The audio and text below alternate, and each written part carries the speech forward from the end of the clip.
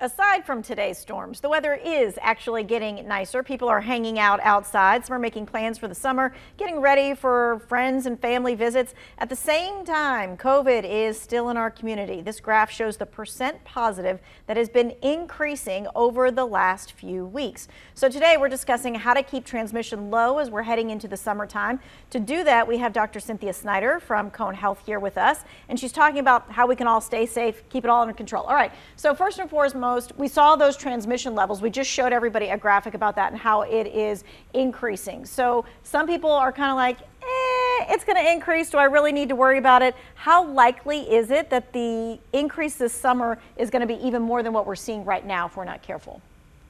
So over the last 2 to 3 weeks, we are seeing anywhere from a 20% increase, and we suspect that over the next probably 4 weeks or so, we'll still have that steady incremental increase throughout the community. Okay, so 20% increase is what she's looking at possibly happening if things stay on track. All right, so let's talk about vaccines and boosters. I think a lot of people at this point in time, if they haven't had their vaccine, they're thinking to themselves, well, I can just get by without it.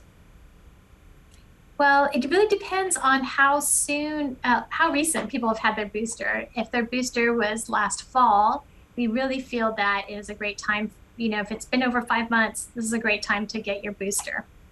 All right, let's talk about some common summer gatherings and talk about how COVID recommendations might kind of play in with that. All right, so this is one of the most common ones, indoor high school graduation. Masks recommended? I would say yes. Okay. How about those graduation parties that we're having with like extended friends and family and people that you just don't live with, but you see every now and again? It really depends on where you're going to be having your graduation party. If it's outdoors, we know that transmission is low, but if you're moving it indoors and there's a lot of people where you can't really spread out more than 6 feet, I think it's a great time to consider asking people to test before they come together. Test before you come together. All right. How about those summer camps, sleepaway camps? I know a lot of parents are looking forward to the sleepaway camps, the kids being able to go out this summer. What should they be doing? I would say just make sure to follow the recommendations from those summer camps, especially for sleepover camps. I would not be surprised if they ask campers to test before they go. But the key thing is that if anybody's been in close contact with somebody, it is recommended to get tested anywhere from day 3 to day 5 from their exposure to that person. And especially if you are having any symptoms, it's important to test.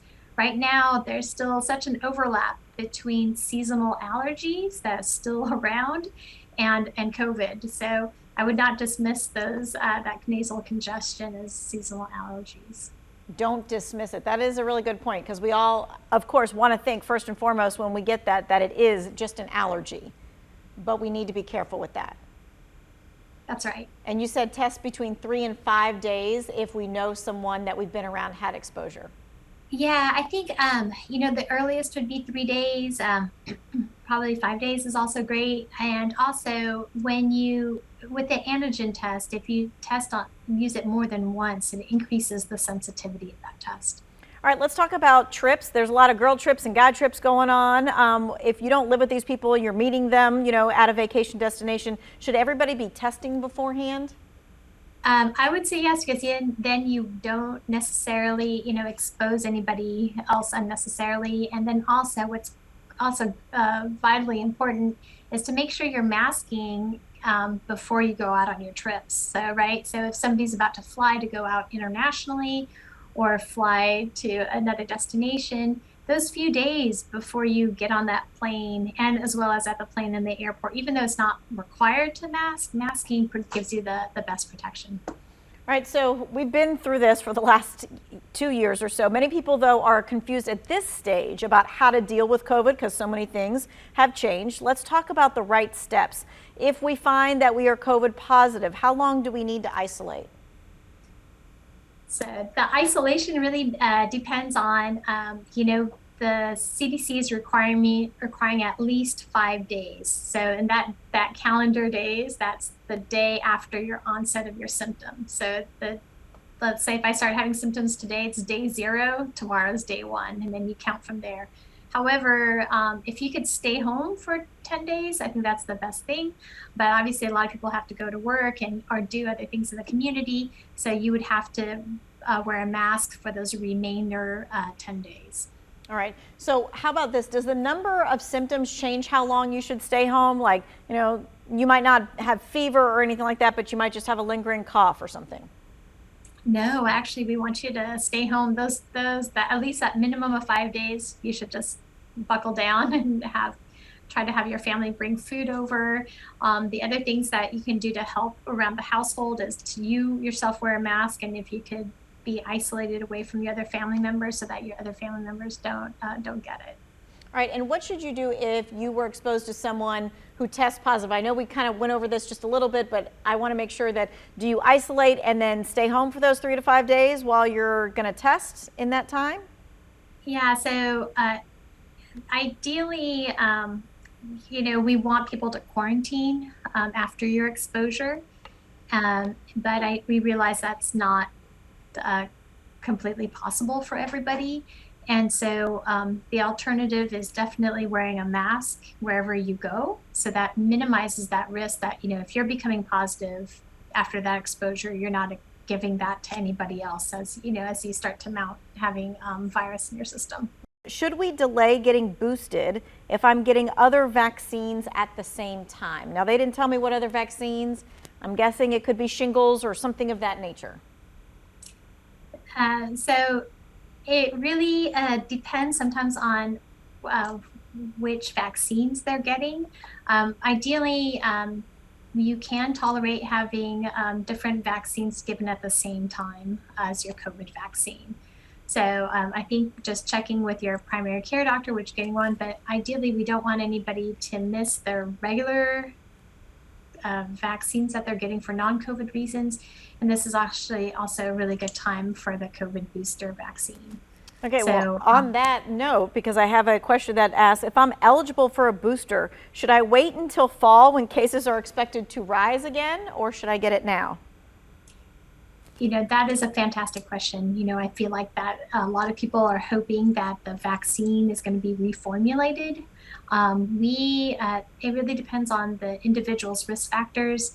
We still feel that if you are over 5 months out from your COVID vaccine, be it the first booster or finishing your series, it's a great time to get your booster right now. Okay. This next question is, should you test multiple times to confirm that you're positive or negative?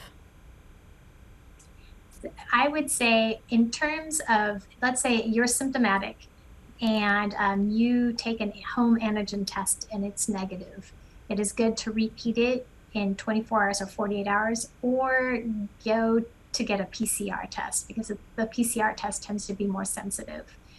However, if you are symptomatic and that antigen test is positive, there's a good likelihood that that's correct.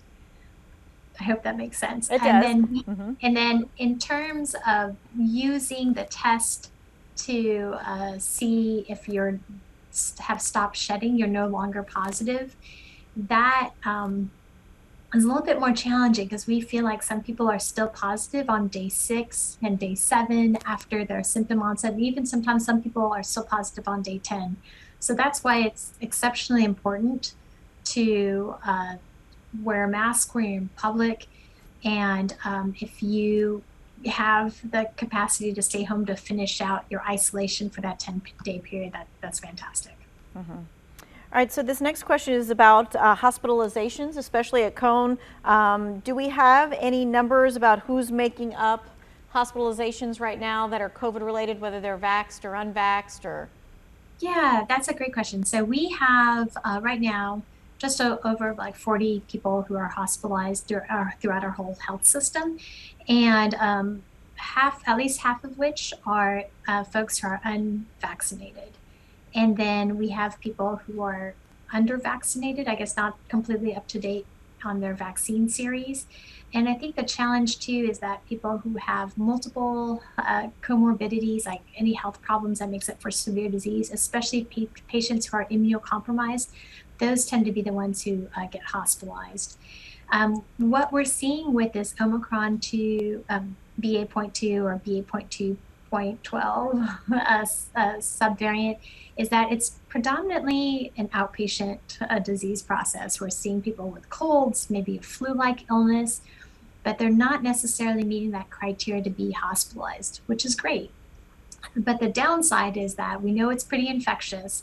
So it's even more infectious than the Omicron BA.1 that we saw earlier in the year. So probably more household members are going to become positive. And so again, it's so important for people, like if they can quarantine at home after the exposure, that's fantastic. But especially if you know that you've been exposed, it's really important to be wearing a mask in public, especially in public transits and the workplace, anywhere where you think you're working in closed areas. Mm-hmm. All right, well, this next question is kind of all about the whole contagious part of it. This person's asking, should I isolate after being in a large crowd as a precaution? If that was posed to me, I would say I would continue masking in public and then testing anywhere in that, between day 3 and day 5 after your event to see if you may have contracted it from that exposure. All right, and speaking of testing, of course, you can do the at-home testing, the antigen testing, or you can go get to the hospital or medical facility to get a PCR test, that kind of thing. This person's asking, can I get tested through Cone Health still? Yes, there's still a couple sites that provide testing for patients and just the public, as well as other sites also include, I think some of the pharmacies do it. My own personal experience, though, I would want to make sure that you're getting swabbed properly. Sometimes people are self-swabbing and they're not doing enough of the sampling correctly, so that might lead to a false negative test. For the at-home test is what you're talking about, yes? Yes. Mm-hmm. You got to follow those directions for sure, and make sure you get all the way up in there. It is uncomfortable. It should make your eyes water just a bit. Correct. Mm-hmm. Okay.